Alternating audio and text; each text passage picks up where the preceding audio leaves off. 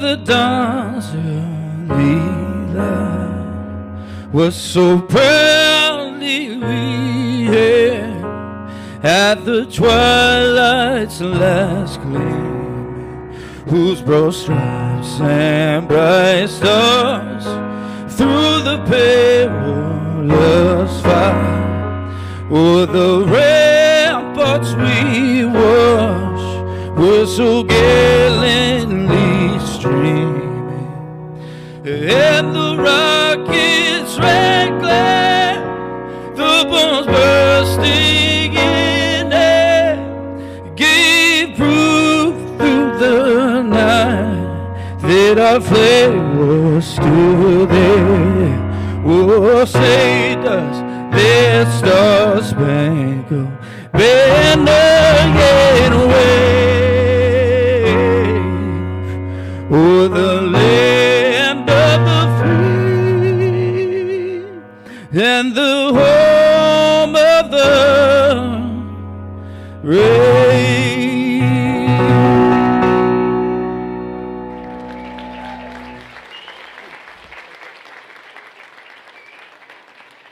Welcome to the stage, Heritage Foundation President, Dr. Kevin Roberts.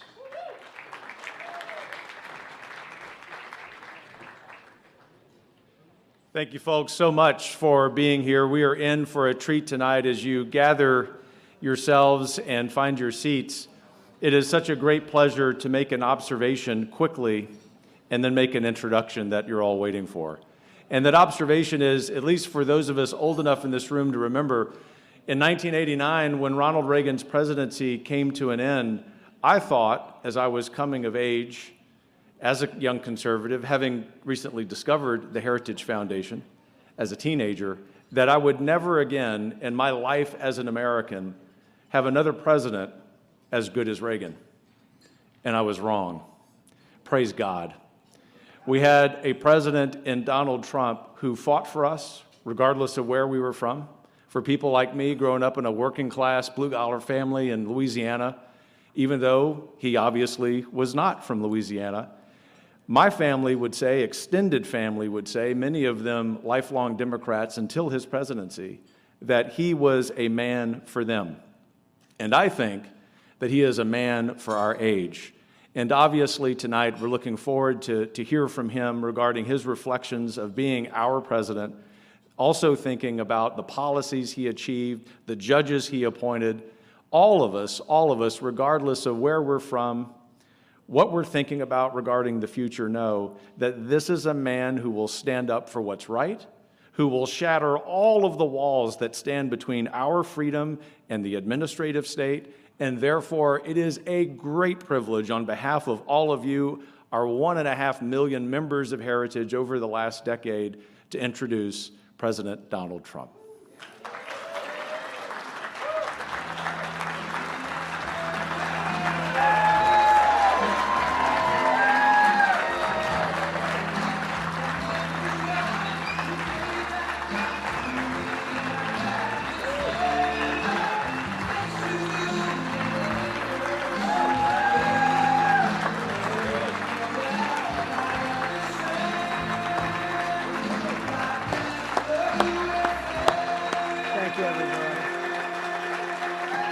Thank you very much. Thank you. It's a great song, but we'll cut it short and we'll make the speech a little bit longer. And if you have anything to say, don't bother, just interrupt me, just don't worry about it. But I want to thank Kevin. He's going to be so incredible. I know that for a fact, because I know what he did and where he came from, and he's going to be outstanding. And congratulations to his very exciting new role and a very important role. And thanks also to Kevin's wonderful, young, handsome Wesley Coopersmith. Because where's Wesley? He's great. He's going to do a job. But he'll never be Kevin, right, Kevin? Because if he is, right, you know that story, right? You can't allow that to happen. That's right. He has better hair than you, Kevin. Is that right? Kevin's sort of acknowledging. Anyway, both great people. They're great people, and they're going to do tremendously. Let me also express my gratitude for Heritage Board Chairman Barb Van Andel Gaby. I love that name. Where are we, Bob? Where are we? What a name. I love that name. Thank you very much. I got it okay. I practiced that one a little bit. And Barb, Steve Moore is so fantastic. And Steve, I want to thank you very much because you've been there right from the beginning. Wanted to put him on the Fed, and we just about got there. But some extraneous things happened, meaning very unfair things. But we'll do it again, except at a higher level, okay? I promise you that. And I mean it, too. A friend of mine and a man of great courage and just a really terrific person, especially when you see what's happening on our border, Tom Homan. Tom is just amazing. And likewise, Mark Morgan, right from the beginning, has been with us. Mark, where is Mark? Mark, thank you.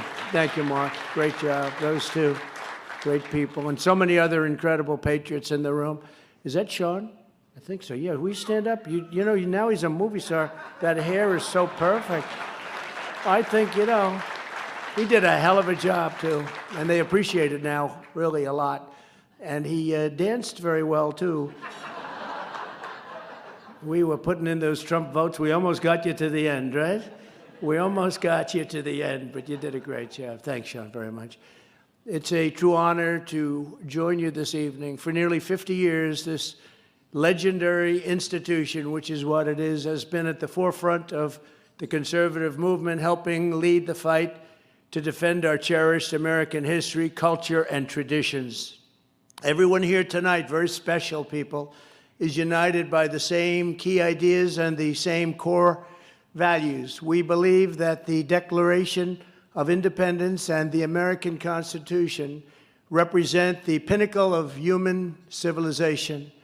Our founding documents are not a source of shame, they are a source of pride, and great pride.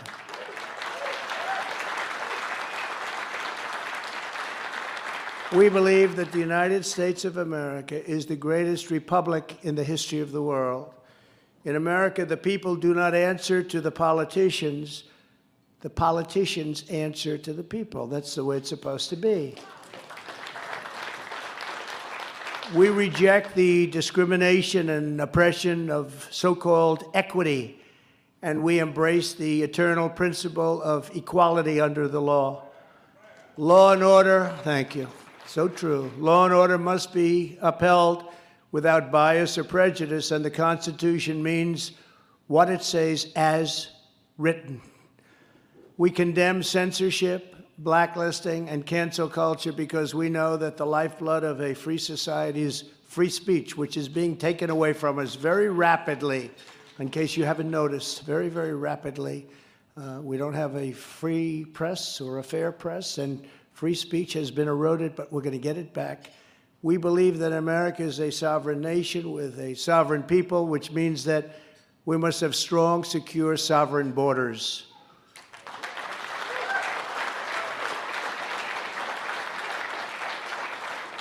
Not what we have now, Tom, right? Not what we have now. So sad to watch what's happening to our country.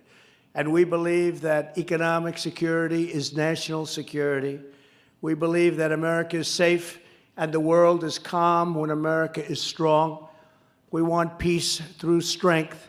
We believe that the first duty of government is to protect and defend the interests of its own citizens. In other words, to put America first.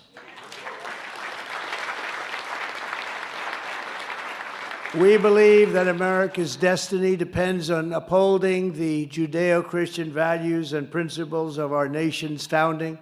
And above all, we know that freedom is not a gift from government. Freedom is a gift from God. There are traditions that have sustained and strengthened our country through nearly 250 years. And when I say strengthened, I mean really strong. It's held it together. I don't think there's ever been a time where our country has been in a position like it is today, and it's very, very sad to see. Very, very sad to see. Yet today, each of these principles is threatened like never before. They're under assault by a radical left movement that seeks to demolish everything this organization exists to defend. The greatest danger to America is not our enemies from the outside. The greatest danger is the destruction of our nation from within. But while the challenges for our country may loom large, our opponents are far weaker and more vulnerable than they appear, and we are far stronger than anyone can fully understand. I stand before you today bearing a simple message. As long as America First conservatives have the courage to fight boldly for an agenda that defends American workers, American families, and America's glorious cultural inheritance, then the radical left will lose, and we will win bigger than anyone thought possible.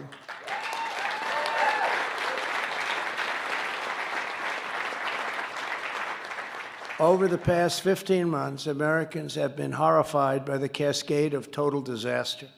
Inflation is the highest in 40 years, and it's going much higher. Sorry to inform you of that. Steve, I think you can say that perhaps better than anybody, but it's going much higher. Gas prices are now $4, $5, or even $6 a gallon, and likewise, they're going much higher. It was $1.87 just a very short time ago. Think of that, $1.87. And we had so much, we didn't know what to do with it.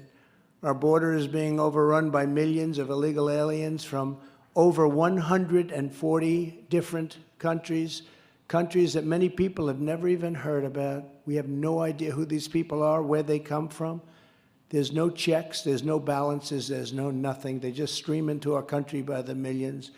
We now have the weakest border in history, and just 1 year ago, a little more, we had the strongest border in the history of our country, strongest that we've had in American history, and that included drugs, and it included all of the other things that come into our country that are so bad, human trafficking, mostly in women, and it was at record lows, and now it's at record highs. Nobody's even keeping count anymore. It's so bad. It's become so bad. Our communities are under siege from a bloody wave of violent crime with murders, the highest in nearly 30 years.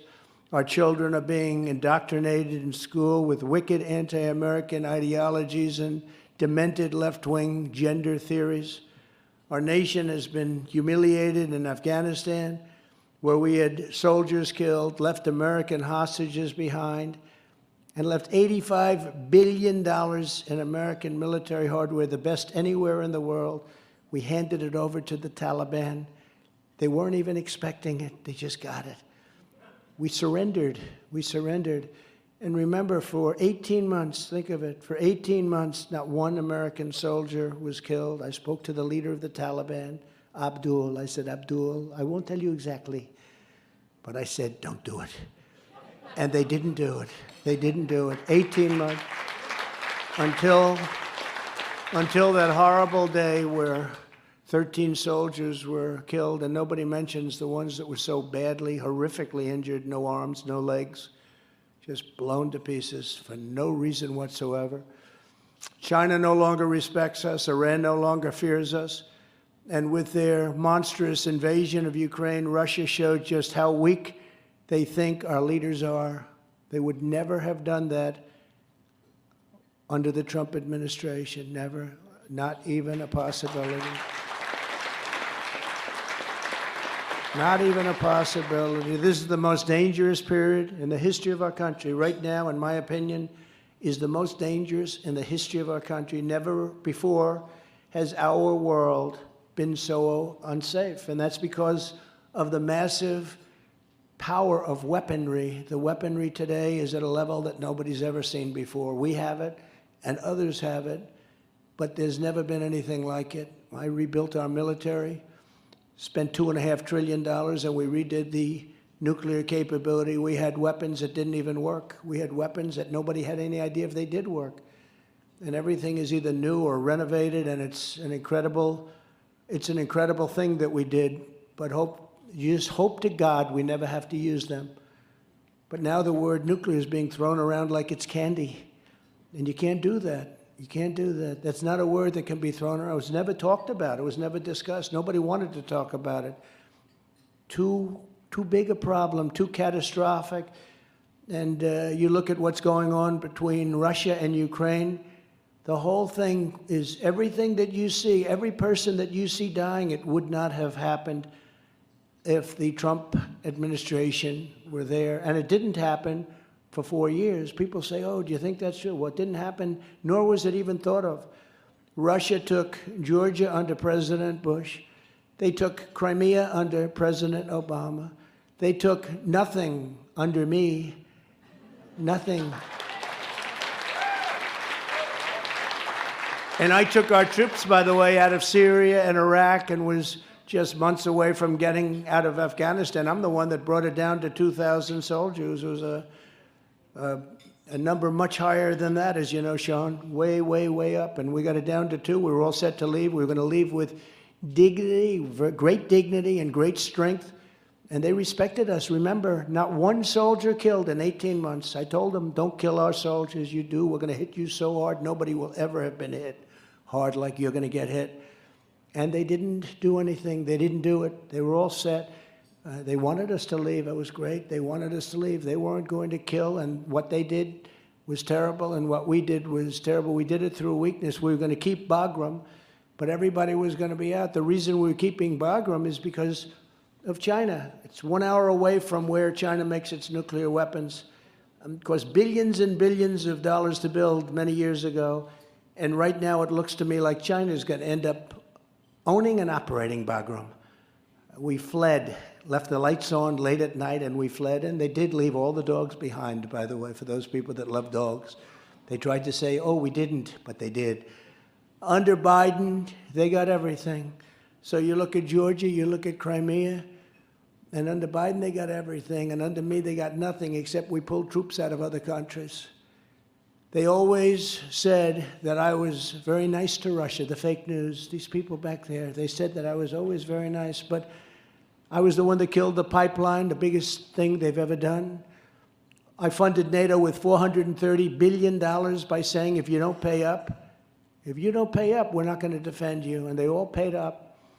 Well, most of them paid up, but the rest is coming in. They never saw anything like it. The Secretary General said that it's the most incredible thing he's ever seen, because Bush went and made a speech. Obama made a couple of speeches. They never mentioned the fact that everybody was delinquent. They didn't pay. And they asked me, one of the presidents of the countries at a closed meeting, 28 countries at that time, they said, well, sir, are you saying that because they knew I was very unhappy, because we were paying we were paying for most of it, in my opinion, but a very high amount. So we're defending Europe. At the same time, they rip us off on trade, very, very seriously rip us off. And he said, does that mean that you won't protect us in case, if we don't pay, you won't protect us from Russia? Was the Soviet Union, but now Russia? I said, that's exactly what it means. Now, if I said, no, I don't mean that, then why would they pay? So somebody had to say it. I was amazed it didn't get out. I was amazed. The fake news didn't pull it out. I don't know, maybe nobody wanted to talk about it. I said, no, that's exactly, and the money started to flow in. And the Secretary General said, I never saw money like this in my life. It started to flow in. I had to give him that answer. It was a risky answer to give, too, because people would say, oh, that's a terrible thing to say, but that's the way you have to do it, I guess. But I put more sanctions on Russia than anyone else. I gave Ukraine javelins while Obama gave them blankets. You remember this statement? Oh, he's terrible. He's giving javelins, and the other one's giving blankets. Well, it turned out I was right when I gave the javelins. I was the one that gave them the weaponry to do that very big and important first part of the war and show something very special. They said I was very nice to Putin. The only person who didn't think that was true is Putin. He used to say, you're killing me on the pipeline. How the hell? Nobody ever heard of Nord Stream 2. Nobody until I came along. I heard of it. I said, what is Nord Stream 2? It's the biggest pipeline imaginable, all of Europe, but in particular to Germany. And I ended it. But we have a leader now who is incapable of understanding what the hell is happening. And these are very dangerous times. Immediately approved the pipeline, by the way. I ended it, and they approved it. You know, you've heard it 1,000 times. He killed Keystone. which is our Keystone XL, as they call it officially. But he let them have their big pipeline going from Russia into Germany and other parts of Europe. And he let them have it virtually the first day. The only things Democrats are really good at is cheating in elections and assaulting Republicans like never before with law enforcement. That's what happens. That's what they do. All you have to do is take a look around. They cheat like hell, and they assault with the law enforcement. You could take the 5 worst presidents in American history and put them together, and they would not have done the damage that Joe Biden has done in just a little more than 1 year. Yet this is also one of the most precious moments of opportunity in the history of our country. Because of the extremism of the Biden administration and the left, our opponents are fully and completely exposed. We know it doesn't work. So when we go back in, we can do it the right way, and we can do what has to be done. And nobody can really criticize us very badly. That's probably the good thing about what is going on. If we do our jobs, their sinister and corrupt left-wing system will be discredited, defeated, and discarded forever. Socialism, wokeism, and left-wing fascism and communism will be tossed into the ash heap of history beside every other twisted ideology that has tried and failed to destroy the United States of America. But we got very close, and we're coming very close. We have to act quickly because they are trying to destroy our country. Nobody can be so stupid to do the things they're doing with open borders and no voter ID for elections. No voter. Why do they want no voter ID? You know, when you went into the Democrat National Convention, they had an ID that was bigger than the person's chest. It's like a prison card, actually. Massive picture, fingerprints, this, that. But they don't want any form of ID to vote. Now, that only means one thing. They want to cheat. That's the only reason. There's no other reason in the world not to have it. But to achieve this goal, we must continue to stand on the America First platform that brought millions and millions of new voters to our Republican Party and to our side. If you look at what's happened with the Hispanic population, it's unbelievable. People don't even believe it. Look at my numbers during the election in Miami and Florida and along the Texas border, mostly Hispanic, and we won it all. We won it all. Never happened. The governor called me, said that not since Reconstruction. I said, by Reconstruction, I assume you mean Civil War? He said, that's right. Not since the Civil War has anything happened like happened in the last election with Hispanics. Our theme was Make America Great Again, and I believe it was the most successful theme in politics and the history of our country and maybe anywhere in the world. Make America Great Again. We grew the conservative movement into a working people's movement, and we transformed the Republican Party into the Working People's Party. And we are never, ever going back. We've increased our size massively. We're winning areas now that we never thought possible. I think we're going to have a tremendous 22. We had a tremendous 20, but bad things happened. Very, very bad things happened. And we're going to have a great, great 24. But we have to watch the vote counters. Our movement must continue to pursue a populist, nationalist, economic agenda that puts working families before globalist politicians and woke multinational corporations who are mentally ill in many cases. They're sick. What are they doing? And the people that they cater to are not believing. And you see what's going on in Florida and other places. And the people aren't going to take it. And they're not taking it. They're fighting back, finally. After decades of spilling blood and spending treasure on everyone's interests but our own, we must have a foreign policy focused on the core mission of defending our country, our citizens, and our people. And we must have a social policy that is pro-family, pro-life, pro-God, and 100% pro-America. Has to happen.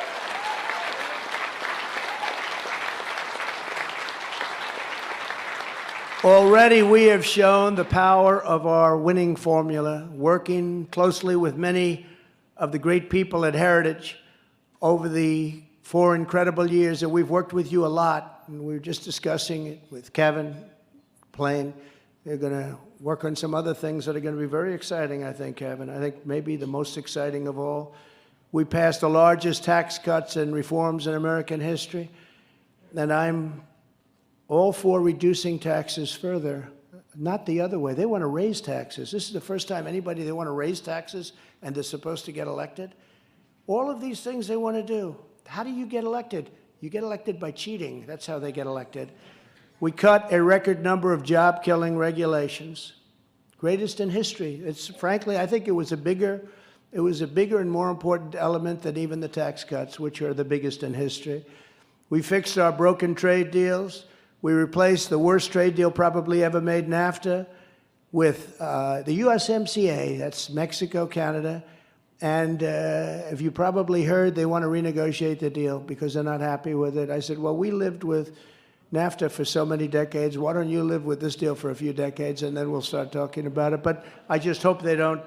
You have to stop it from happening. They want to renegotiate the deal because it's a great deal for us, and it's fine for them, but it ain't what they had, let's put it that way. They had one of the worst deals for this country ever.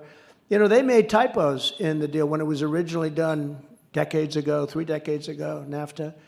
And they were big typos, like numbers and percentages that were much higher in their favor. And they never changed them. They were too lazy. They'd go, so we pay an extra 5%. Talking about trillions and trillions of dollars. Can you imagine? You know that, right? They made changes. They didn't even ask for them, but they made mistakes, typos, I guess. And they didn't change them. They just left them that way. The hell with it. Don't worry about it. It's only a few billion a year. And we stood up to China like no president in history, charging them billions and billions of dollars in taxes and in tariffs when they had never paid us 10 cents. We saved our steel industry. We saved a lot of industries, and we were bringing back a lot of business, too. We created over 7 million new jobs. We lifted 7 million people off food stamps. We lifted 10 million people off of welfare in a short period of time. We achieved the largest poverty reduction in more than 71 years.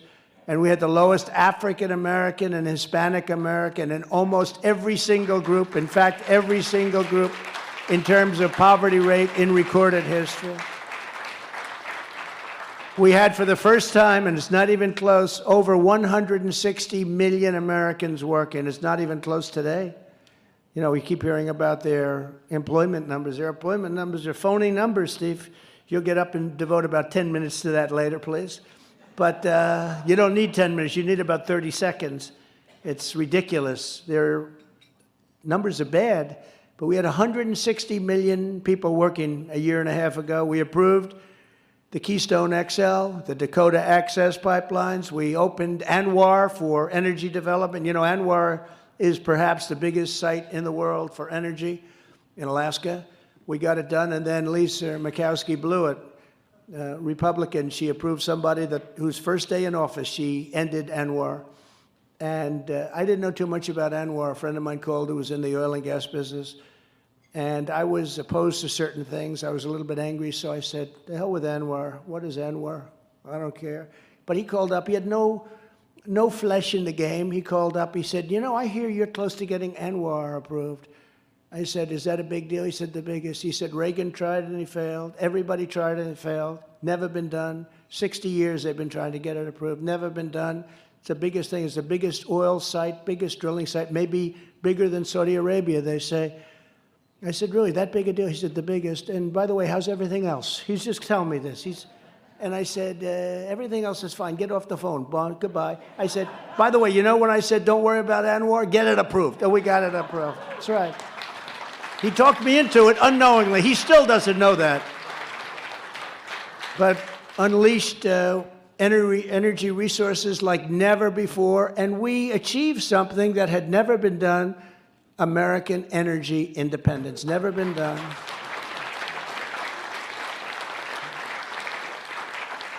We actually had a period of time where energy was so low, we had so much, that we had to call up and say, you have to do us all a favor. We have to stop. We called Russia. We called Saudi Arabia. We had to hold it back. We're going to lose our energy industry. They had a period of time where it didn't work for Wall Street because you actually had to take the oil with you. a barrel of oil, you take a barrel of oil free, and they pay you $37. There was only about a 2-hour period. But, you know, during a lot of that area, in that area, we filled up the strategic national reserves, which I've been hearing about for so long, and we filled it up for practically nothing. But you literally, if you were a strong person, you would take a barrel of oil and they would pay you to take the oil. That's how good we did. We did too good. So we had to sort of pull it back, Steve, right? A little bit quickly. But we did some job. We appointed nearly 300 federal judges to defend our Constitution. We confirmed 3 incredible Supreme Court justices.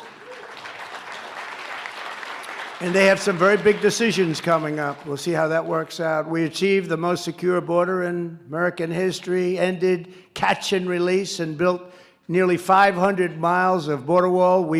Frankly, we were going to have the wall finished in 3 weeks. They could have finished it. It took us 2.5 years, Tom, right, to get all of the lawsuits done, mostly brought by Democrats and Democrats in Congress. 2.5 years, we won them all. And then we built the wall, and we did some job. But, you know, they never gave us credit. If there was a broken pipe lying rusted on the floor where there once was a tiny little wall that would stop like a car, and it was rusted and rotted, they called that a renovation. Even though we were building brand new, we threw the pipe away. Stuff was so decayed, but they call that a renovation. That's not a wall, that's a renovation. No, that's a wall. But we had a lot of it just laying down dead, been lying on the ground for 30 years in some cases. And we did a great job with the wall. It could be done in 3 weeks. They wouldn't even let Texas use the material. It was all built, ready to be put up. It could have been done so quickly and nicely. And it's exactly what Border Patrol wanted. Tom, that's what you guys wanted, right? That exact wall. They said, we want steel, and we want rebar, and we want concrete, and then we want technology hooked into it. I said, I thought I could just throw up a nice slab of concrete. But they wanted exactly, they had to have vision, they had to have see-through, and they got to paint the wall. They got to paint it. You know, when you have steel, you have to paint it. They don't want to do that either. We rebuilt the U.S. military with nearly $2.5 trillion worth of a lot of big, beautiful dollars, and we created the first new branch of the United States military in 75 years since Air Force, and that was Space Force, and it's turned out to be very important. You know, they laughed when they got into office. They wanted to end Space Force, and they were decimated. You remember that? They laughed at it. Oh, Space Force, that's so funny. There was nothing funny to the people that knew. You know that. There was nothing funny at all, and it's very important. And now we're taking the lead again in space. Russia and China were just eating our lunch in space, and now we've taken the lead. To take care of our amazing veterans, we passed VA accountability and VA choice. We had veterans that were waiting online for months to see a doctor. And I said, if you have to wait more than 4 hours, you go out, you get a doctor, we pay the bill. And it actually made economic sense, but we did it really for the veterans, and it was incredible. Then we also had accountability. We fired 8,000 people that were sadists and sick people and horrible people that they couldn't fire. And they've been trying to get those to, in one case, 52 years, in the other case, 57 years they've been trying to get them passed. So we got them passed through Congress. They stay. And it's really been incredible. We also passed a thing called Right to Try. Right to Try is we have the greatest labs in the world, the greatest doctors in the world. We have medicines that are very advanced, but they won't be approved for a number of years with the FDA. I know the FDA, they like to take their time. We push them very hard.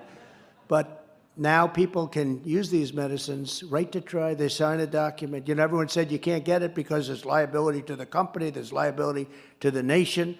If somebody dies, even though they're terminally ill, if somebody dies, they'll blame the nation, they'll blame the company. I said, so here's what we'll do. Instead of having them travel to China, travel to Europe, or if they have no money, they go home and die. Instead of that, we'll do something very simple. They'll sign a document, and they'll hold harmless our country, and they'll hold harmless the drug companies. Then the drug companies said, but we don't want people that sick in our portfolio because we want to show good results. I said, you know what we'll do? We'll have a separate list. So you can have this, and then you have a separate list so that you won't look bad. We'll have a totally separate list, people that are close to dying. We have saved so many lives. There's so many people that have come up to me now and said, I'm alive today because of you and because of some other great people, some in this room, by the way, that helped us with Right to try. So I don't want to take too long on something, but I will tell you it's something we're very proud of. That was an incredible thing. People had no hope, no nothing. And we have things that work right now. It also happens to be the greatest test. Somebody's terminally ill, there's no hope, and all of a sudden they get better. Guess what? That medicine works, right? So it's been a great thing. A lot of people living right now and living without problems right now because of Right to Try. One of our greatest achievements was getting the vaccine done in 9 months instead of 5.5 to 12 years. But the problem is, we saved tens of millions of lives all over the world, but I can't talk about it because our base, our beautiful base of which some of you are there, you get angry when we mention the word vaccine. Don't get angry. We did it in 9 months, less than 9 months, right? Less than 9 months. And frankly, a lot of people are living today because of that. So I'll talk about it. I think the other side actually poisoned people on it because they want to try and take credit. Remember when Biden said, he didn't come up with a vaccine, except he got a shot 2 months before he said that. They said, sir, you've already been given even his own side stopped him on that one. But we did a great job on that, and it's very important, and I'm very proud of it. Think of it, 9 months, we pushed the FDA. They hate me so much. They hate me. They cannot hate anybody as much as they hate me. But we had to get them to move, and we did. And worldwide, millions and millions, in this country, millions and millions of lives. We obliterated the ISIS territorial caliphate and terminated al-Baghdadi and Soleimani. Remember that? We had a hell of a thing. Does anyone know the story about Raising Cane? Raising Cane? Anybody ever hear the story? We have great generals. We have a great military. Did anybody hear that story? No? A general Raising Cane. So I'm flying over to Iraq, and I meet a group of people. But before we land, they come in. They say, sir, I'm sorry, we'll have to turn the lights off on the plane. Why? We're landing in Iraq. I said, you mean we spent $6 trillion? This is toward the end. And we can't land the plane, especially Air Force One. Sir, we don't want to have any lights whatsoever in the plane. I said, all right, good, do it. They turn off all the lights. I've never seen this. I'm like in this dark cabin. Then on top of that, they put down the shades, so we're flying in. And I go up and I sat with the pilots because I love watching them, really. These are great pilots. They're the greatest pilots in the world. The ones that fly the president are, they passed every test. They did very well. Which makes sense, doesn't it? Good-looking guy, better looking than Tom Cruise. And I said, Captain, are you sure we're okay? We're landing, right? And there's not a thing. We're landing in this open space. It's dead dark. We're landing at night. No lights in the plane and no lights on runways. I'm looking up, and I'm used to it. I do it a lot. I said, I like to watch it. And so I'm saying, Captain, are we okay? Then he goes, 900. That means 900 feet. That's very low. 800, 700, 600.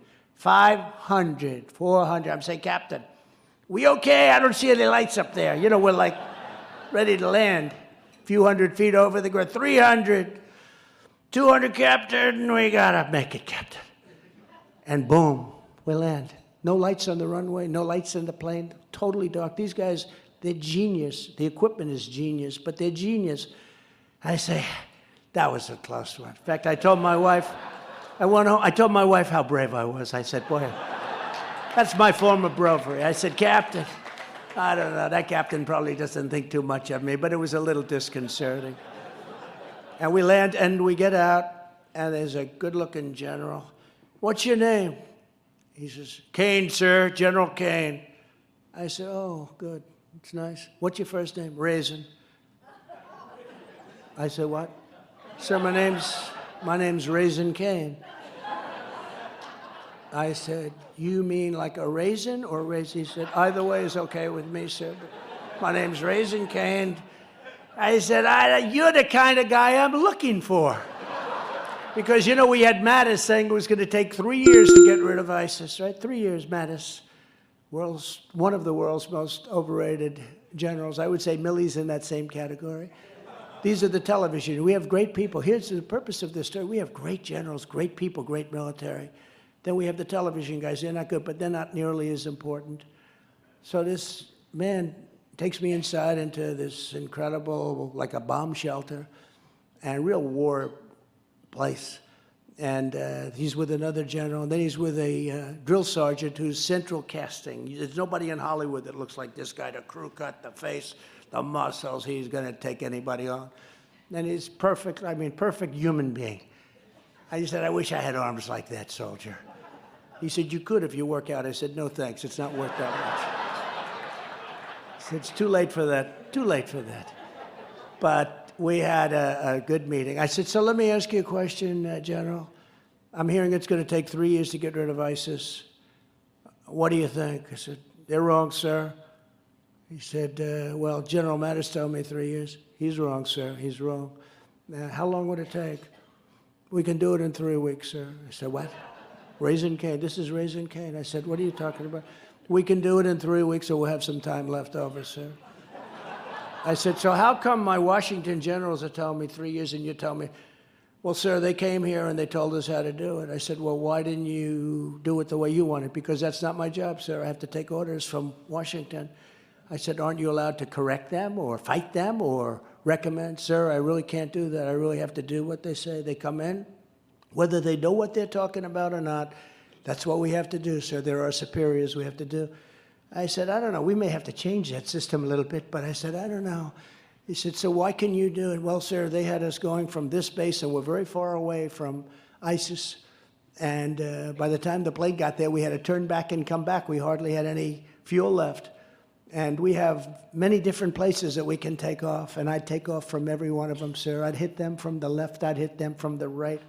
I'd knock the shit out of them, sir. We'd hit them all over. We'd hit them from the top and from the bottom. They wouldn't know what the hell was happening. And you think you can do it in 3 weeks? Yes, sir. Less time than that, sir. I said, I'm going to have to go back to Washington and think about this, Raising Cane. And I did, and I spoke to him on Monday. I said, you sure about that, Raising Cane? I'm sure about that, sir. So we'll call you back. And sure as hell, we called back a short number of weeks afterwards. Sir, they're all finished, except there's a large group out there, a very large group, and I'd like permission to finish it off, sir. And he said, well, these are human beings. No, sir, they're animals. These aren't human beings. These are tough, hardened people, sir. And I said, well, let's see what you can do, Raisin. Maybe you can talk them out of it. And he said, you can't do that, sir. I said, will they surrender? Maybe surrender? They don't know what surrender means, sir. They have no idea. When you say the word surrender, these are not people that surrender. I said, you know what? Take some of those F-18s or F-16s or F-15s or F-35s, whatever the hell you're flying, and you fly them over them and do it for a day or so. Let's see how they react. He said, I can tell you now, but I'm going to do that, sir. And he did. Calls back. He said, sir, just give me the order, please. I said, what happened? Nothing, sir. Zero. They have no fear, sir. They're a different kind of person, if you want to call them a person at all. I said, all right, General, I guess you have to do your job, don't you? Huh? I do my job, sir. And that was the end of ISIS. We destroyed ISIS, the entire ISIS caliphate. Think of that. We have great generals. We have the most incredible military, which I totally rebuilt. We had planes that were older. The grandfathers, you've heard, the grandfathers are flying planes. We're flying planes that now the grandchildren are flying. Same exact plane. All of that stuff's been replaced. It's all new, or it's coming in. But we did $2.5 trillion, and we're very proud of it. And I tell you this, sir, because we have incredible soldiers. We have unbelievable, tough, brave soldiers. And, you know, not what you see. It's not what we did in Afghanistan. Most of the military, when they saw that, they moved the soldiers out first. You could ask a child, what do you do? I told the story where I asked a 5-year-old child, what would you do? I said, we have this situation, we have soldiers. Would you move them out first, or would you move them out after our American people come in and our hostages come in, and after we take out our $85 billion worth of equipment? The child says, I'd leave the soldiers to last, sir. And I said, you're right about that. But these people didn't do that. They took the soldiers out first, and that's when everything happened. It was a disaster. It was probably the most embarrassing moment, in my opinion, in the history of the United States. And we've had a lot of pretty big embarrassments over the last year and a half, including at the border. The border's so bad. But I think it was the single most embarrassing. And I don't think that Putin would have gone in had he not seen that, even with them there. I think when he saw that, he said, that's gross incompetence. I can finally do the Ukraine thing because that Trump is not here. Trump is here. If Trump is here, he's not doing it. But I think that's what happened. He saw the incompetence. He saw what happened. He saw our military. That's not our real military, what happened there. That's not. We lost 13 great, great young people. And I met many of the parents, and they are just devastated because that should have never happened. And all of those horribly wounded soldiers, horribly, horribly wounded soldiers, should have never happened. We recognized Jerusalem as the capital of Israel and built and opened the American embassy in just 3 months. Recognized Israeli sovereignty over the Golan Heights. They weren't even expecting that one. I got them that. They were working on that for 52 years. They never got, they'd have meetings once a year. The planes would fly in, they'd fly out. Just a waste of time. I got it done immediately. Created peace in the Middle East with the historic Abraham Accords, and we brought our troops back home. We brought them back home. And most importantly, I terminated the Iran nuclear deal, which would have, I think, meant perhaps the end of Israel. I think it meant perhaps the end of Israel. That was the most important of all, and now they want to put us in a new Iran deal, and it's just not even believable. It's not even believable. And you know that representing us on certain other deals happens to be Russia and China. You know about that? We have Russia and China representing us on a certain deal. How do you think that's going to work out? Do you think that's going to work out good? It's not even believable. This stuff isn't even believable. So they're our primary representative. With the help of many people in this room, we saved our country once, and together we swear that we will save our country again. Because our country is going to hell. The critical job of institutions such as Heritage is to lay the groundwork, and Heritage does such an incredible job at that. And I'm telling you, with Kevin and the staff, and I met so many of them now, I took pictures with among the most handsome, beautiful people I've ever seen. I didn't like that picture. If you could lose that picture, please, would you, Kevin? But this is a great, no, he says I won't do that. But this is a great group, and they're going to lay the groundwork and detail plans for exactly what our movement will do and what your movement will do when the American people give us a colossal mandate to save America. And that's coming, because nobody can stand what's happening right now. Only a fool or somebody that hates our country can like what's happening right now. Never been in this position before, and already we know a very big part of our agenda. Every policy of the administration, you take a look at this whole thing coming out of the Biden group. The Biden administration should be quickly reversed by a new Congress, and every policy of the Trump administration should be immediately restored on day one when the next president sets foot in the Oval Office, or even better, or before. It's all they had to do is go to the beach. Just go to the beach. The border was Tom. The border was the best in the recorded history of the border. Yeah, everything was good. We had guys like Holman. They have very gentle people, very nice people. I don't even think they're nice people. They're causing massive death. They're causing massive, massive death. You have to see these caravans. People are coming up. They're dying. The women are being raped at a level that nobody's ever seen before. It's a horrible thing that's happening. But that all means restoring energy independence, ending catch and release, stopping the socialist spending spree, confirming pro-Constitution judges. We had a thing called Remain in Mexico. How good is that? How simple a term is that? Just like right to try is a great term. Remain in Mexico, meaning they couldn't come into our country. Mexico, you think that's easy, getting that from Mexico? Everyone laughed when I said, no, we're going to have them remain in Mexico. They said, sir, you got to be kidding. We've been trying that for 40 years. Are you kidding, sir? They actually, were they thinking about an Article 25 when I said that, right? They don't think about it now. The 25th Amendment, they don't think about that now at all, right? They never mentioned the 25th, but they would mention anytime I had a great idea, 25th Amendment, there's something wrong with it. That's why I took the aptitude test and I aced it, according to Doc Ronnie and a whole group of doctors. I aced that aptitude test. And that's a test that even some geniuses in this room will not do that well on, I will tell you. It's not that easy a test.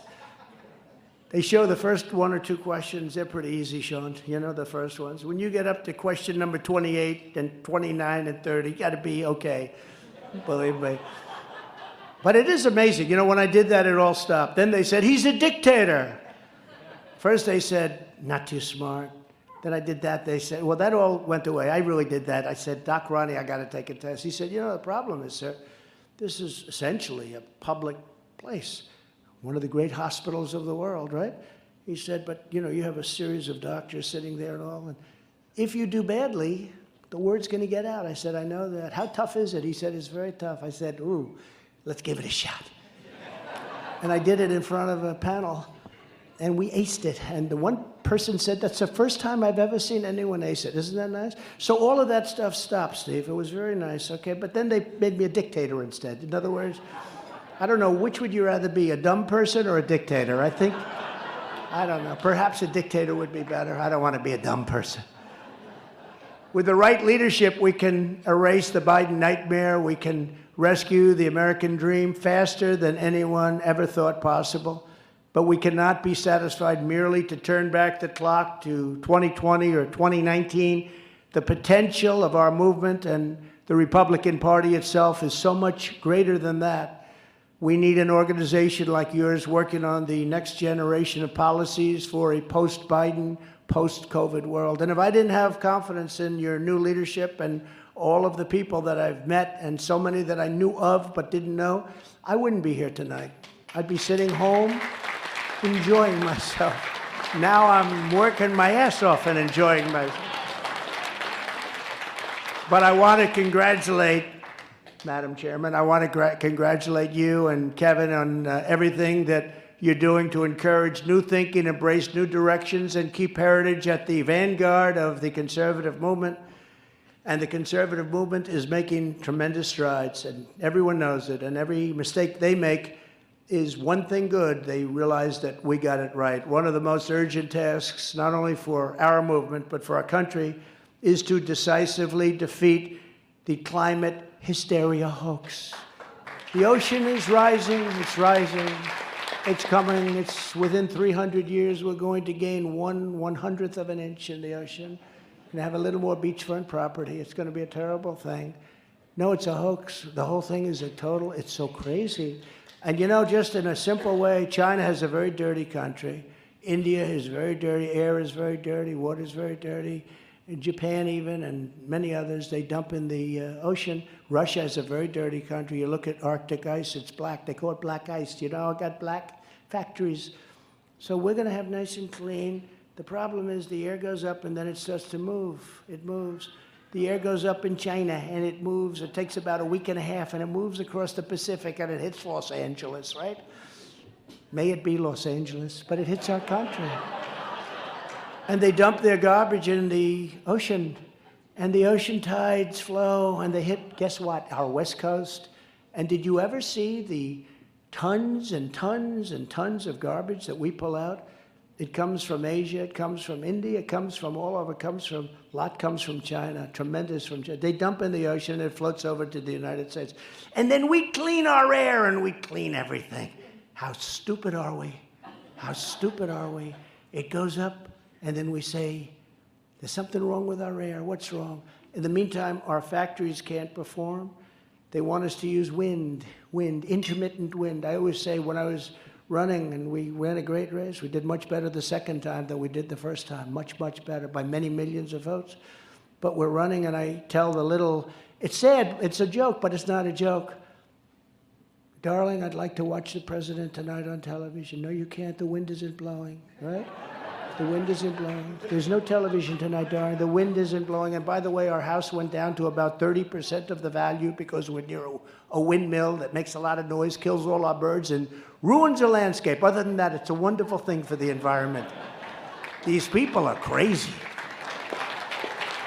But they're radical climate people, and I don't believe they mean it.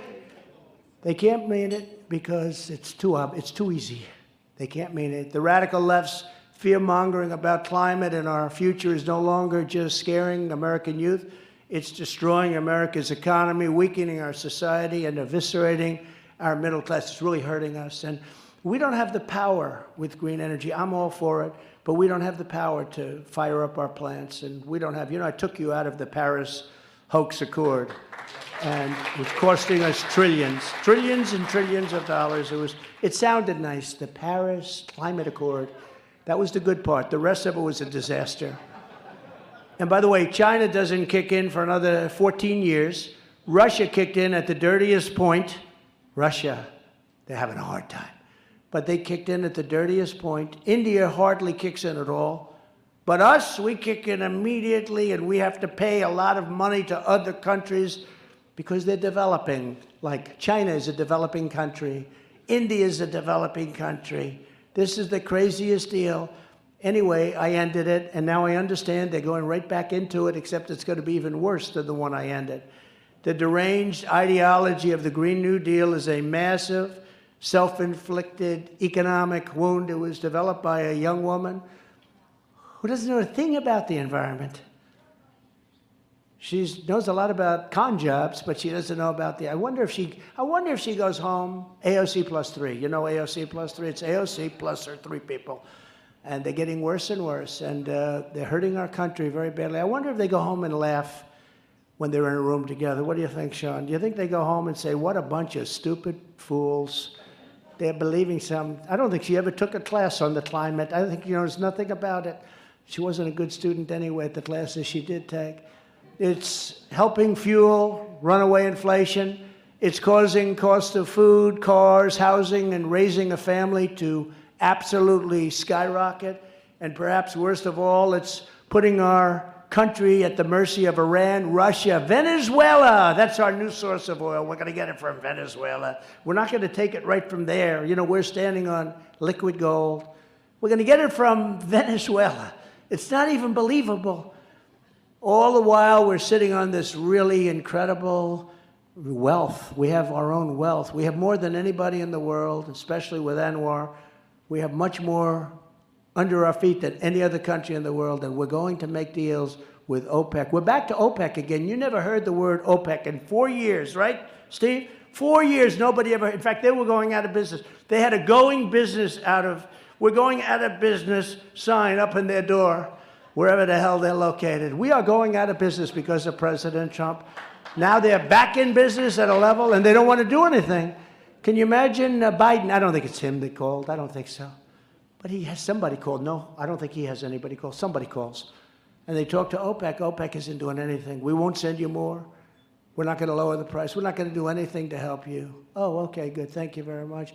Can you believe that we put up with this stuff? It's hard to believe. But they were effectively out of business. We didn't hear that term, OPEC, for 4 years plus. But just as they did with the COVID lockdowns, the radical left is advancing hysterical predictions and catastrophic power gains, power plays to control our entire society. That's what they want to do. Do you notice the masks are back again? A Trump judge ruled the other day, meaning Trump appointed. I'm very proud of her. But a Trump appointed judge ruled the masks have to go. But already they're starting again because they want to have masks and mandates for the next election so they can cheat like hell. And they really want to have it for the 24 election because it's the only way they can win. I'm telling you, with their policy, they're not a 50-50 party. I believe that. I believe that with their policies of horror show policies, all of the horrible things that they want and do with the raising of taxes, your taxes would go up through the roof if they ever allowed it to happen. So far, the Republicans are able to hold the Trump tax cuts. It's a great thing to see. But when you see all of the things with the sanctuary cities and all of the stuff they have and defund the police, these are just not take away your guns in Texas, no oil in Texas, and no God in Texas. And then you hear, Trump's going to have a tough race in Texas. We won in a landslide, by the way. But they were saying, it's very close in Texas before the election. It's going to be a very tight race in Texas. I said, wait a minute. They don't want guns, they don't want God, and they want oil. And I'm going to have a tight race. It didn't turn out to be a tight race. You know why they say that? If they can cheat enough, people won't be that surprised. Does that make sense? Because they will try. They did it in Pennsylvania. They did it in Georgia. They did it in Arizona. They did it in Wisconsin. Did you see Wisconsin? Where almost everybody in the nursing home voted.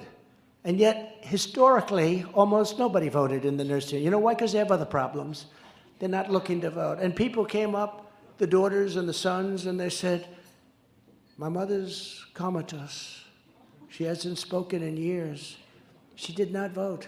You have her down for voting. This happened many times, sons and daughters and all. They didn't vote.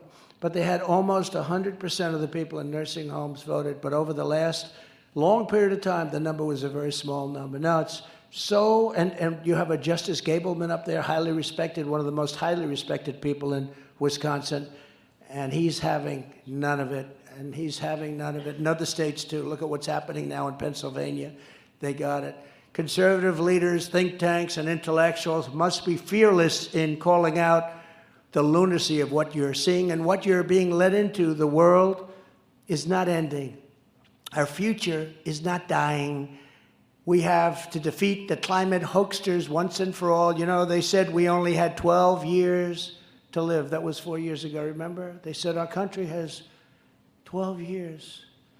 And that was like, I said, oh, what happened? What happened? They said, it's the climate. I said, really? Oh, that doesn't make sense. So that means we only have 8 years. That's ridiculous. The real problem is with nuclear weapons, we may only have 6 months. You talk about global warming, that's the real global warming, not the global warming hoax that they don't even use it anymore. They call it climate change. Remember, they used to call it global warming. The planet is warm, but that wasn't working out too well because a lot of places were extremely cool. So they were getting killed. They were getting killed. And then they changed it all of a sudden, climate change, because you can't miss on climate change. It can go up, it can go down, it can go 15 different directions. It's climate change, it's killing us. Now these people have got a lot of problems. Another key priority for our movement is to develop policy to end the tidal wave of violent crime in Democrat cities.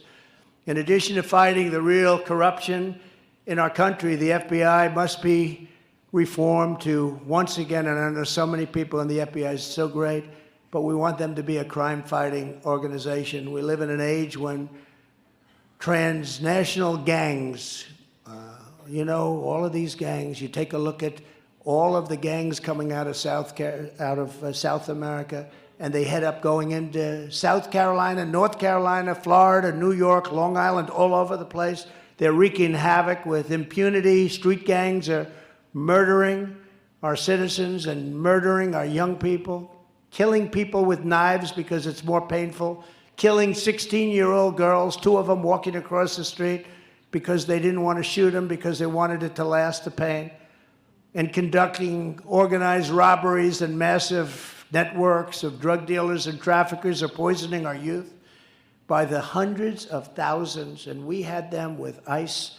This ICE, Tom Homan, I have to tell you, and Mark, ICE is unbelievable. They would run into a nest of these guys that were brutal killers, and they do it like every day. I mean, we have some very tough people. Definitely not you. You don't want to do it. I know you.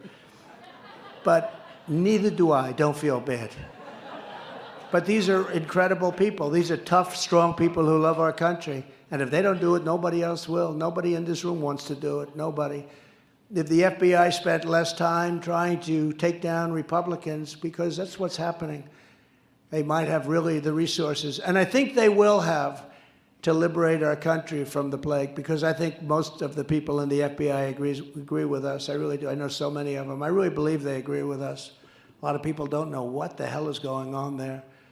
As one example, Congress and the FBI should be working together to ensure that we find, arrest, detain, and where applicable, deport every single sex trafficker in the United States, of which we have many. We got a lot of them out. We got a lot of them out. Another urgent task for America First conservatives is to design and implement a detailed national strategy to bring back our critical supply chains. Did you ever think you were going to have that problem? I did a book. It was a very successful book, A Journey Together. Sold hundreds of thousands of copies. We go back to the printer. We need more. Sir, I don't have any paper. He's one of the largest printers in the country. Sir, I don't have ink. I don't have glue, and I don't have leather. Other than that, he's doing very well. I said, what's the problem? He said, I never thought, I've been in business 42 years. I never thought I'd say it. I cannot get paper. I cannot get ink or glue. I can't get anything. The supply chains, and you see it all over. We have empty shelves. This was, in all fairness, this was never even a topic. I think we never even discussed that topic. There was no topic. Supply chains, everybody had supply. Now you don't have it because they've so screwed up our country. But the manufacturing bases of American shores are just different. It's just different. It's so different than it was just a year and a half ago. Between COVID, China, the supply chain shortages, and the Russian invasion of Ukraine, all of which would not have happened. The COVID we were doing so well with, the others would not have happened. We've been given one glaring warning sign after another. Economic self-sufficiency is no longer an option. It's an urgent national security imperative. Has to be, Kevin, has to be. If we're to maintain our own sovereignty and control of our own destiny, our future must be built right here in America. We have to build right here with American heart and with American hands. We will not be able to stand up for our values and interests abroad a very long period of time, and it will take a long period of time if we don't build up our critical industries here at home. And I worked very hard to do that with the steel industry. The steel industry was dead. Many industries were dying, and we got them going again. We had to do a lot of big things, and we had to do a lot of things with regard to taxation and tariffs on China and other countries, and it worked. So many people in the steel industry say, "Thank you, sir, you saved my business. I was dying. I was dying. I couldn't have lasted another 2 years if you didn't tax all of the excess dump steel that was being sent into our country." In addition, conservatives need a detailed plan and bold new initiatives to reclaim every single inch of ground that has been aggressively conquered and occupied by the woke left. And they are making progress, but we're going to stop it quick. We must get critical race theory and far-left gender ideology out of our schools, out of our military, out of our places of business, out of our court system, out of our criminal justice system, and out of every part of our federal, state, and local governments. And I did that. I wrote it out. But Biden came in, I believe, the first day he did an executive order, put it right back in. We had it all gone. At the same time, we have to stand up for parental rights. For 2 generations, we have allowed the radical left to indoctrinate America's children from kindergarten to college, and enough is enough. Every mom and dad in America must be given the right to send their child to public, private, charter, or religious schools of their choice. And no teacher should ever be allowed to teach transgenderism to our children without affirmative parental consent. And men should not be allowed to participate in women's sports. Did you see the swimmer, right? The swimmer? So for 11 years, this record stood, and one young woman she was going to break it by 1/100th of a second. She was going to do it. And then this guy comes along, nice guy. He broke it by 38 seconds.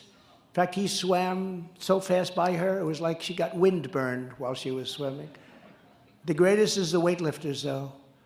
They had a record, Sean, they had a record. This one woman is so strong, she's got it. It's like 208 pounds. It was going up. And they'd put like a little tiny piece here, it stood for 18 years, I believe. And she almost had it, didn't quite make it. This guy comes along, bing. We said, "Have you lifted before?" "No, I haven't, really." It's a disgrace. We cannot have men participate in women's sports. And the scary part is they don't even want to talk about it. The swimmers that are getting absolutely clobbered are afraid to say anything because they think it's politically incorrect. So I'm the king of being politically incorrect, and I'll tell you, it's not right. And we need a Food and Drug Administration that cracks down hard on off-label use of drugs such as puberty blockers. These are all drugs that nobody's ever even thought about. Opposite-sex hormone drugs. It's a disgrace that Big Pharma is profiting from pushing this medical malpractice, and it's a travesty that Biden's HHS and mine did a phenomenal job.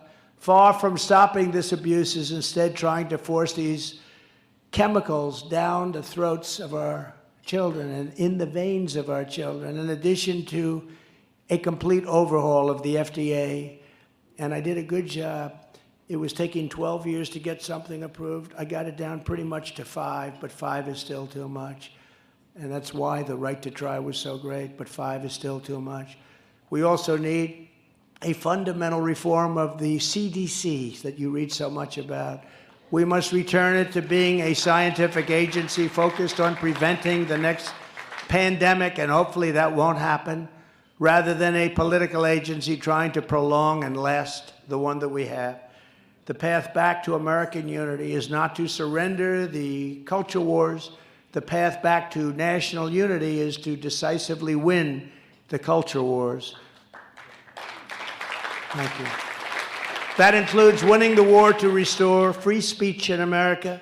The most important job of any president when it comes to democracy is safeguarding our democracy at home, which we are losing to collusion between big government and big business. No longer can anyone claim that these are just normal private companies. They are operating as a coordinated arm of a corrupt ruling class and a very corrupt media. We're going to need majority regulatory and legal changes under the next administration. Has to happen. We do not have free speech any longer. If you don't have free speech, you don't have a free country. If we don't have borders, we don't have a free country. And we don't have either. Finally, conservative public and policy organizations must devote themselves to solving an existential threat to our very way of life. We must systematically restore the integrity of our elections. If anyone still needs convincing that the 2020 election was rigged, there are 2 very explosive new documentaries that show once and for all exactly how parts of it were done. These are just parts of it, but they're conclusive. Citizens United has a brand new, just out film that details the over $400 million, 417 to be somewhat exact, that Mark Zuckerberg, with other beauty, spent to buy local elections. Most of that money, as you know, went to Democrat areas.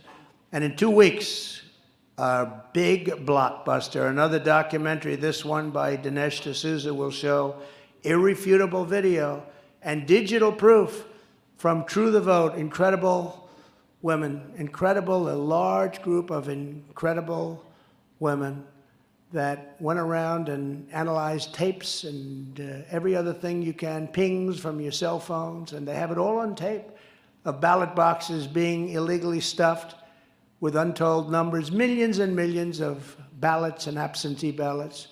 The truth is that I ran twice, I won twice, and now we may have to do it again. We may have to do it again. No president has ever gotten even near the number of votes we have, almost 75 million votes. The election was corrupt. The evidence keeps coming, and we are watching it very, very closely as it comes in. And it's coming in bigger and bigger and better. And many of the people, Republican local leaders that were very complicit, very weak on the subject, they're getting tough. Like in Pennsylvania, they're getting very tough. In Wisconsin, they're getting very tough. They see what happened and they get it. We cannot let this ever happen again, and the radical left is trying to do it again with the masks and the lockdowns. And we're just not going to sit back and watch. We won't let it happen. In 2020, they used COVID, among many other things, to rig the election, but they're trying to do it again. We can't let it happen again. The masks, the mandates, and then the mail-in ballots. You can never have a secure election with mail-in ballots. You can't have it. It doesn't work.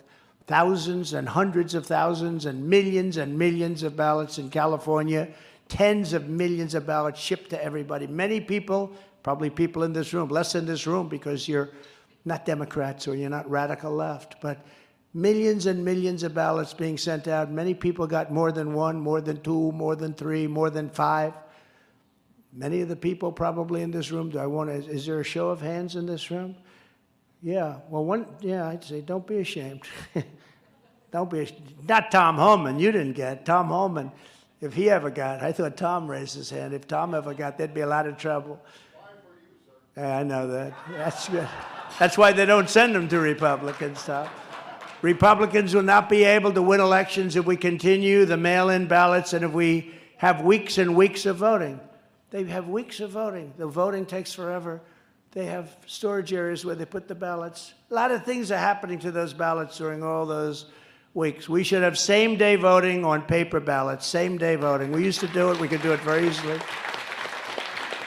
And I hope you're watching France, where they are having one-day voting on paper ballots. So, you know, there's no conflicts. It's very simple, very nice. It's working out very well. I don't know if you like what's happening, but it's working out very well. And other places have paper ballots and one-day voting. They don't store them for 38 days, and then you get in, gee, where are those boxes?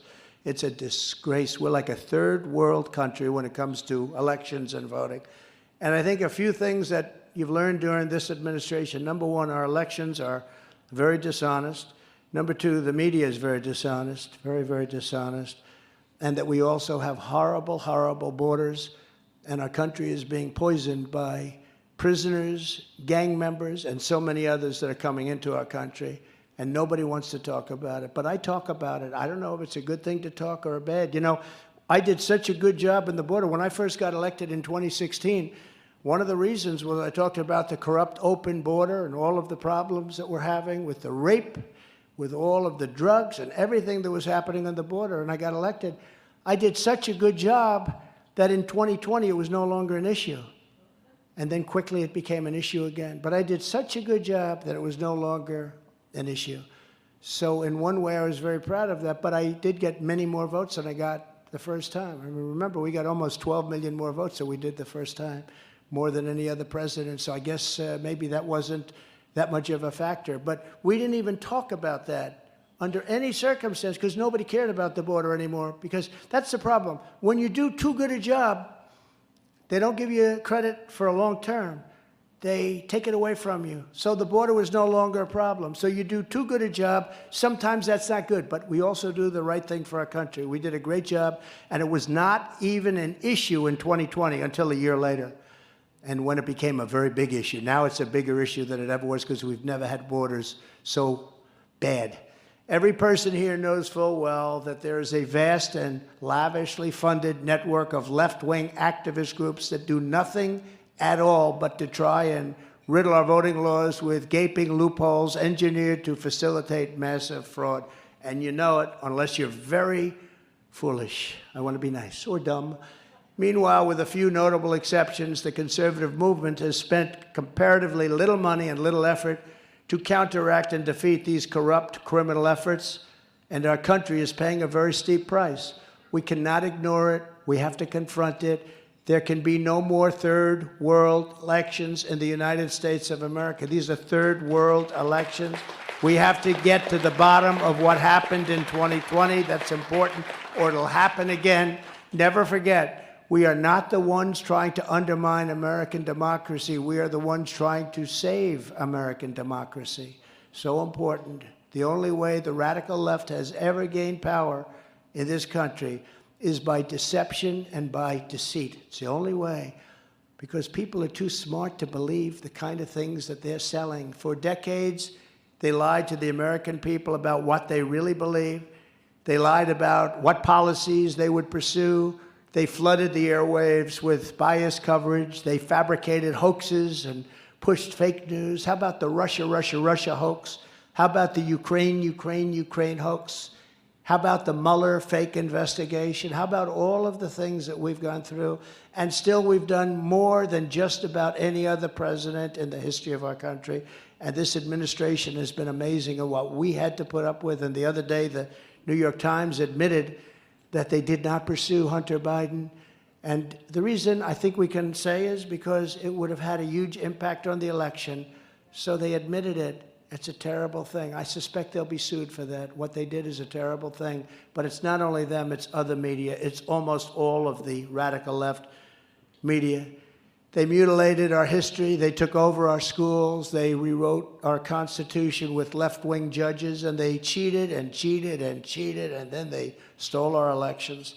But now everything has changed. We are in a very different world because we've seen it, and we've seen what happens, and we've seen it actually take place. Because the radical left and their partners in the media have blown their cover, their mask is off, their credibility is shot, and no one trusts them any longer. No one believes in them. and they have nowhere left to hide. They've exposed themselves by doing such a bad job. Right now, in these next few years, we have the biggest opportunity for the conservative movement since Heritage was founded, bigger than 1980, bigger than 1984, bigger than 1994, Kevin, bigger than ever before, and much bigger than even 2016, one of the great days and years in the history of our country, and I hope you all agree. Now is the time to build a new American consensus. Thank you. And it's a consensus on the ruins of the radical Democrat Party. Now is the time for our movement to lead a rebirth of national pride, a restoration of America's strength, a renaissance of American achievement, and a resurgence of American common sense, because it's all about common sense after all, isn't it? When they say, are you a conservative? Are you a liberal? What are you? Really, it's common sense, no matter how you define it. It's all common sense solutions to problems and things that really do make our country great. We need confidence and we need resolve. Our country has lost its confidence. I've never seen anything like it. Our country has lost its confidence, and that's a very terrible thing, but we're going to bring its confidence back, and we're going to bring it back very quickly. Now is the time not only to make America great again, but to make America greater and more inspiring, more ambitious, more vibrant, and more united than ever before. That is our vision. That is our mission. So that each of you here tonight, I ask you to think big, dream bigger, aim higher, get ready to work, get ready to fight, and get ready to win, win, win. Let's go save our country. Let's go make history. Let's go build a legacy of freedom, liberty, and greatness that will endure for centuries and centuries to come. I want to thank Heritage. I want to thank Madam Chairman, you. I would like to thank the entire group that you've so brilliantly put together. And I think tremendous things are going to be coming out of Heritage. I know how wealthy the people in this room are, so start shelling out to Heritage, okay? I had to say that. I had to say that, Kevin. I'm sorry. Shell out, because ultimately it's all about the success of our country, and that's what they want. They want our country to be great again. They want our country to be safe and successful again. Thank you. God bless you. God bless the United States of America. Thank you very much, everybody. Thank you. Thank you. Thanks, Steve.